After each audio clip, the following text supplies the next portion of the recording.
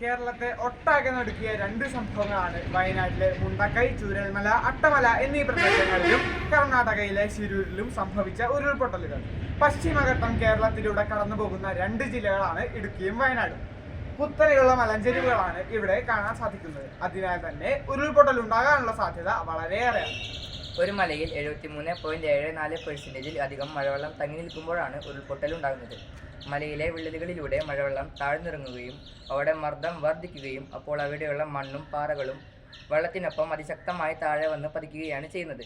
ഇത്തരം സന്ദർഭങ്ങളിൽ വളരെയധികം ജീവഹാനി സംഭവിക്കുന്നു. ഇത് തടയുവാൻ വേണ്ടിയാണ് ഞങ്ങൾ ഈ ആശയം മുന്നോട്ട് വയ്ക്കുന്നത്. വെള്ളത്തിന്റെ അളവ് കൂടുന്ന അറിയാൻ വേണ്ടി ഒരു വാട്ടർ ലെവൽ ഇൻഡിക്കേറ്റർ ഞങ്ങൾ സെറ്റ് ചെയ്തിട്ടുണ്ട്. വെള്ളത്തിന്റെ അളവ് കൂടുമ്പോൾ ഇതിൽ ഹസാർഡ് ലൈറ്റ് പ്രകാശിക്കുകയും അലാം സൗണ്ട് മുഴങ്ങുകയും ചെയ്യും. ഇത്തരം സാഹചര്യങ്ങളിൽ അവിടെയുള്ള ആളുകൾ എത്രയും പെട്ടെന്ന് സുരക്ഷിതമായ ഒരു സ്ഥലത്തേക്ക് മാറി നിൽക്കേണ്ടതാണ്. മാത്രവുമല്ല, റോഡിലൂടെ സഞ്ചരിക്കുന്ന വാഹനങ്ങൾ സുരക്ഷിതമായി ബങ്കറിന്റെ ഉള്ളിലേക്ക് കയറി നിൽക്കേണ്ടതാണ്. ഈ ബങ്കറുകളിൽ ആളുകൾക്ക് ആവശ്യമായിട്ടുള്ള food, water, oxygen, first aid എന്നിവ ഉണ്ടായിരിക്കുന്നതാണ്. ഈ ബങ്കറുകൾ സ്ട്രീംലൈൻ ഷേപ്പിലാണ് നിർമ്മിച്ചിരിക്കുന്നത്. അതുകൊണ്ട് തന്നെ ഉരുൾപൊട്ടുമ്പോൾ ഉണ്ടാകുന്ന റോക്ക് ഡെബ്രിസുകളെല്ലാം ഒരു വശത്തുകൂടെ ഡൈവേർട്ട് ചെയ്ത് ഒഴുകി പോകുന്നു. ഉരുൾപൊട്ടലുണ്ടാകുന്ന സാഹചര്യങ്ങളിൽ കല്ലും മണ്ണും മറ്റു പദാർത്ഥങ്ങളും ശക്തമായി താഴെ വന്ന് പതിക്കും.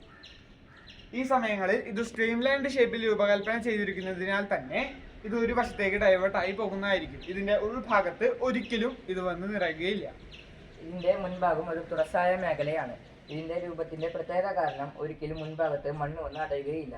അതുകൊണ്ട് തന്നെ റെസ്ക്യൂ ടീമിന് എളുപ്പം വന്ന് ആളുകളെ രക്ഷിക്കുവാൻ സാധിക്കുന്നതാണ്. ഉരുൾപൊട്ടലുണ്ടാകുന്ന സാഹചര്യങ്ങളിൽ ഇനി ഒരു ജീവൻ പോലും പൊലിയരുത് എന്നൊരൊറ്റ ലക്ഷ്യത്തോടെയാണ് ഞങ്ങൾ ഈ പ്രോജക്റ്റ് അവതരിപ്പിക്കുന്നത്. നന്ദി, നമസ്കാരം.